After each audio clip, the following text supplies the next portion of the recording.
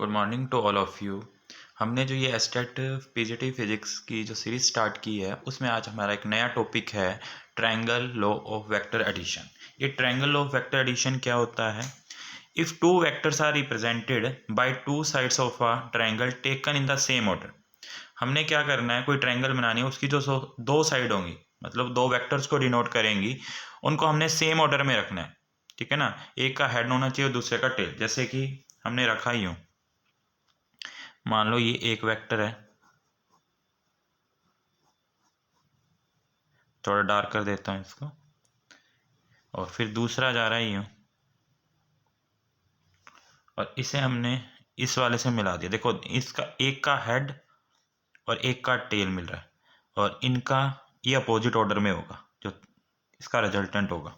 The some is represented by the third side. ये third side है of the triangle taken in the opposite order. इसका order opposite कर दिया क्योंकि देखो इनका हेड हेड मिल रहा है और इधर टेल टेल मिल रहा है। क्लियर? इसको हम डिनोट करेंगे आर से। ये रिजल्टेंट हो गया। नाम दे देता हूँ इसको ओ, यहाँ नाम दे देते हैं इसको क्यू, इसे नाम दे देते हैं हम पी। ठीक है, तो एक रिजल्टेंट वेक्टर ए हो गया और इसको बोल देते हैं हम बी। अब इसको सोल्व करने के लिए हम क्या करते हैं, हम ना अपनी तरफ से यहाँ पे एक परपेंडिकुलर ड्रॉ कर लेते हैं ऐसे, और इधर से इसको इंक्रीज कर लेंगे, इसको इससे मिला दिया, ये हो गया एन। ठीक है, अब हमने क्या करना है, इसको सोल्व करने के लिए पहले लिखेंगे इन ट्रायंगल। ठीक है, ट्रायंगल कौन सी? P Q N. इस पी क्यू एन ट्रायंगल का हम यूज करेंगे। इसमें मैं इसे थीटा मान लेता हूं। ठीक है, तो पी क्यू एन हम यूज कर रहे हैं, तो हम पहले साइन थीटा की वैल्यू निकालते हैं। साइन थीटा क्या होता है? P by H. तो sine theta is equal to में पी क्या बनेगा इसमें? पी परपेंडिकुलर होता है, और परपेंडिकुलर क्या बन रहा है इसमें? Q N. ये क्यू एन परपेंडिकुलर हो गया, और ये हाइपोटेनियस हो गया पी क्यू। क्लियर? अब हम क्या करते हैं, वैल्यू पुट कर देते हैं जिसकी जो है। साइन थीटा तो एज इट इज रहेगा, क्यू एन की वैल्यू अभी हमें पता नहीं है, वो हम फाइंड करेंगे क्योंकि हमने इसे यहाँ इंक्रीज किया अपनी तरफ से। पर पी क्यू की वैल्यू है बी, तो यहां से हमारे पास आ जाएगा B sine theta is equal to में क्यू एन। मतलब क्यू एन की वैल्यू हमें मिल गई है बी साइन थीटा। ऐसे ही हम कोस थीटा निकालते हैं, तो कोस थीटा का फॉर्मूला होता है बी बाय एच। तो कोस थीटा, बी क्या है इसके अंदर? बी है पी एन, और हाइपोटेनियस क्या है? P Q. Cos theta is equal to में पी एन। पी एन हमें फाइंड ही करना है, और जो क्यू एन है वो है बी। तो यहां से मिलेगा हमें B cos theta is equal to में पी एन, ये मिल जाएगा। तो हमने क्यू एन की वैल्यू भी फाइंड कर ली, बी एन की वैल्यू भी फाइंड कर ली। अब हम ना इस बड़े बड़ी ट्रायंगल में पाइथागोरस थ्योरम यूज करते हैं। तो ट्रायंगल का नाम देंगे ट्रायंगल ओ क्यू एन। इस ट्रायंगल में क्या यूज करेंगे हम? इस ट्रायंगल में यूज करेंगे Pythagoras theorem. H square is equal to में P square plus B square. H क्या है इसके अंदर? एच है ओ क्यू, तो यहाँ आ जाएगा ओ क्यू का स्क्वायर। पी क्या है इसमें? पी है हमारे पास क्यू एन, तो क्यू एन का स्क्वायर। बेस है ओ एन का square. P Q, O Q जो है उसकी वैल्यू है आर, तो ये हो गया आर स्क्वायर। क्यू एन है हमारे पास यहाँ पर B N, B sine theta, तो यहाँ पुट कर देते हैं बी साइन थीटा, तो इसका स्क्वायर है तो स्क्वायर। अब ओ एन देखो, ओ एन में देखो ओ से लेके पी तक तो है ए, और जो ये पी एन आया था ये आया था हमारे पास बी कोस थीटा, तो हम यहाँ पे प्लस करके लिखेंगे ए प्लस बी कोस थीटा, ऊपर क्या कर देंगे इसका स्क्वायर। तो यहाँ हमारे पास बना R square is equal to में B square sine square theta, ये बन जाएगा। और इस पे एक आइडेंटिटी ओपन करते हैं। आइडेंटिटी है ए प्लस बी का होल स्क्वायर, क्या होगी? A square plus B square plus 2ab। तो क्या बनेगा? ए का स्क्वायर प्लस ये बना बी कोस थीटा का स्क्वायर, तो मैं लिख सकता हूँ B square cos square theta plus 2 आएगा ए की जगह ए ही है और बी की जगह जगह बी कोस थीटा। अब बनेगा क्या, आर स्केयर। तो मैं पहले ए स्केयर राइट कर लेता हूँ। अभी इसमें भी देखो बी स्केयर है, इसमें भी बी स्केयर है, तो मैं दोनों को इकट्ठा लिख देता हूँ। B square sine square theta plus B square cos square theta plus 2ab cos theta. अब यहाँ से R square is equal to में A square, B square common ले लो तो ये बनेगा साइन स्केयर थीटा प्लस में कोस स्केयर थीटा ब्रैकेट बंद और 2ab cos theta. R square is equal to में A square plus B square. अब इसकी जो वैल्यू है वो 1 होती है तो हम इसको यहाँ से हटा देंगे, प्लस 2ab कोस थीटा। अब ये जो यहाँ स्केयर है इधर जाके क्या बन जाएगा, रूट बन जाएगा। तो हमारे पास रिजल्टेंट आ गया root A square plus B square plus 2ab cos theta. ये आया हमारे पास रिजल्टेंट। क्लियर। फिर हमने अब क्या करना है, नेक्स्ट हमने फाइंड करना है डायरेक्शन ऑफ आर। हमने डायरेक्शन फाइंड करनी है आर की, या एंगल ऑफ आर भी बोल सकते हैं, वो हमने फाइंड करना है।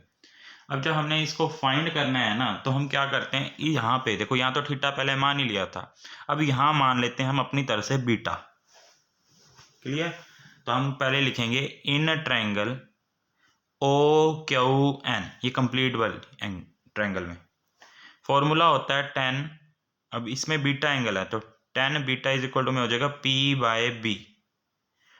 tan बीटा, p की वैल्यू कितनी है, p की वैल्यू है, अब इसका p तो ये है QN, तो हम QN लिख देंगे। बेस क्या है इसका, OP प्लस PN, यहाँ लिखेंगे OP प्लस PN। QN की वैल्यू अभी हमने पीछे फाइंड की थी, तो QN की वैल्यू हमारे पास में आ रही थी b साइन थीटा, और PN की वैल्यू फाइंड की थी तब हमारे पास में आया था b कोस थीटा। तो पुट कर देते हैं, देखो यहाँ आ गया हमारे पास b sine theta divide OP की वैल्यू कितनी है a, और PN की वैल्यू कितनी होगी b कोस थीटा। तो अब हमें बीटा फाइंड करना है, बीटा की वैल्यू निकलेगी हमारे पास tan इनवर्स, इसको बीच में रख देंगे, b sine theta divide by a plus b cos theta. तो हमारे पास जो एंगल आया है आर का वो ये आ रहा है। इसी से रिलेटेड एक न्यूमेरिकल है, 2 forces of 4n and 3n gives a resultant 1n। एक फोर्स है हमारे पास, मतलब a मान लिया मैंने 4n और b मान लिया मैंने 3n, और उनका जो रिजल्टेंट है वो है हमारे पास 1n। ठीक है, और हमें एंगल फाइंड करना है तो पहले हम रिजल्टेंट की हेल्प से यूज करते हैं। देखो फॉर्मूला हमें आता है A square plus B square plus में 2ab कोस थीटा। इसकी वैल्यू 1 तो 1 लिख दिया, रूट इसकी वैल्यू 4 तो 4 का स्केयर, इसकी वैल्यू 3 तो 3 का स्केयर, 2a की वैल्यू 4, 3b की value 3 and cos theta. Theta हमने फाइंड करना है। अब ये रूट है, इधर जाके स्केयर बन जाएगा, ये 4 का स्केयर 16, 3 का स्केयर 9, और इधर मल्टीप्लाई करते हैं तो 4 2 जा 8, 8 3 जा 24, यह आ गया 24 कोस थीटा। 1 का स्केयर 1 हो गया, और इसको ऐड करते हैं तो ये आ गया मेरे पास 25 इज इक्वल टू में ये प्लस का इधर आके क्या हो जाएगा माइनस का, तो क्या आएगा माइनस का 24 कोस थीटा। तो हमारे पास वैल्यू बनेगी -24, ये 24 मल्टीप्लाई में कहाँ आ जाएगा डिवाइड में, इज इक्वल टू में कोस थीटा। इससे ये क्या हो गया कैंसल, -1 इज इक्वल टू में कोस थीटा, और इसकी वैल्यू क्या होती है कोस पाई इज इक्वल टू में कोस थीटा। कोस से कोस कैंसिल हो जाए, थीटा की वैल्यू कितनी आ गई पाई, और पाई का मतलब क्या होता है 180 degree. This is the answer. Clear. हमारे पास नेक्स्ट न्यूमेरिकल है 2 forces in ratio 3:5 gives a resultant of the 35n। दो फोर्स दे रखे हैं, रेशो में दे रखे हैं हमारे को, मतलब A/B हो गया हमारे पास 3:5। फर्स्ट वर्क हमने ये करना है, जब भी रेशो दे रखा हो तो हमने कुछ लेट कर लेना है इनके साथ में। तो पहले करेंगे let A is equal to में 3x and B is equal to में 5x। क्लियर। फिर हमारे को रिजल्टेंट दिया हुआ है, इसका रिजल्टेंट है हमारे पास 35n।